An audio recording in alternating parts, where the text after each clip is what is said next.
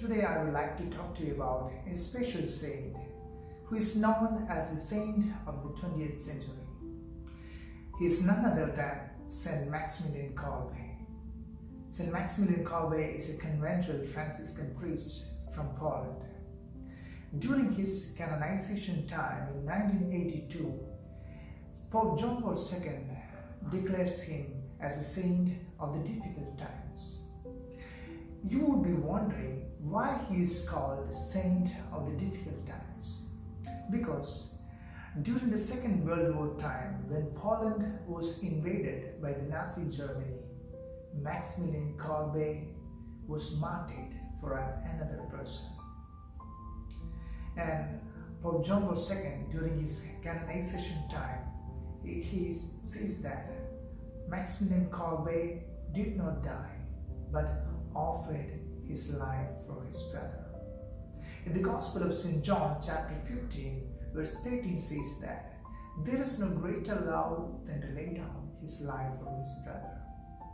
Father Kolbe, St. Maximilian Kolbe, offered his life for his brother. And St. Maximilian Kolbe was a great devotee of Mother Mary, and he wanted to spread the Marian devotion all throughout the world through his movement called Militia of Immaculate. And he wanted to spread the Marian devotion. And this month we celebrate the feast of Maximilian Kolbe on August 14th. And let us ask his intercession. And I have prepared a small life history of St. Maximilian Kolbe. Hope you would all enjoy it, and please share with your friends. Thank you so much.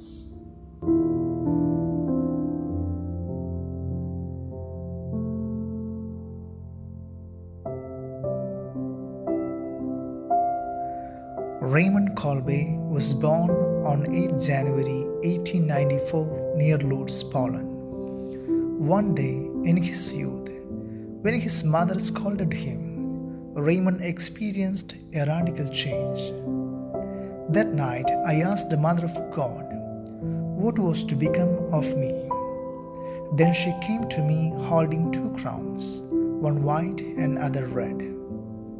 The white one meant that I should persevere in purity, and the red that I should become a martyr. I said I would accept both. In 1910, Raymond and his elder brother joined the conventual Franciscan order in Lviv, border of Russia. Raymond took the name Maximilian Maria Kolbe because of his zealous devotion towards the Blessed Virgin Mary. He was sent to study in Rome, where he founded the Militia of Immaculata on October 16, 1917, with the aim to bring all souls to Jesus with Mary. He was ordained a Roman Catholic priest in 1918. After the outbreak of World War II, on the 1st September 1939, Poland was invaded by Nazi Germany.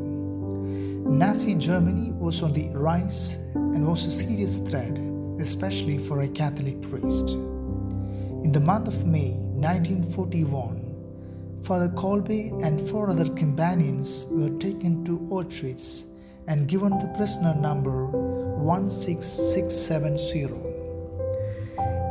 In 1941, his newspaper named The Night of the Immaculate offered a strong criticism of the Nazis. No one in the world can change truth. What we can do and should do is to seek truth and to serve it when we have found it.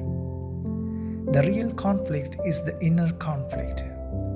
Beyond armies of occupation and the hecatombs of extermination camps, there are 2 irreconcilable enemies in the depth of every soul: good and evil, sin and love. And what use are the victories on the battlefield if we ourselves are defeated in our innermost personal selves? In July 1941, a prisoner escaped from the camp. For punishment, 10 men were randomly selected to the starvation bunker. One man out of the 10 named Francis Gionischek, pleaded with the German inspector, "No, I have wife and the kids." Father Kolbe quietly walked up and offered to take that man's place. While in the bunker, Father Kolbe gave hope to the hopeless and heard many confessions with the intercession of the Blessed Virgin Mary.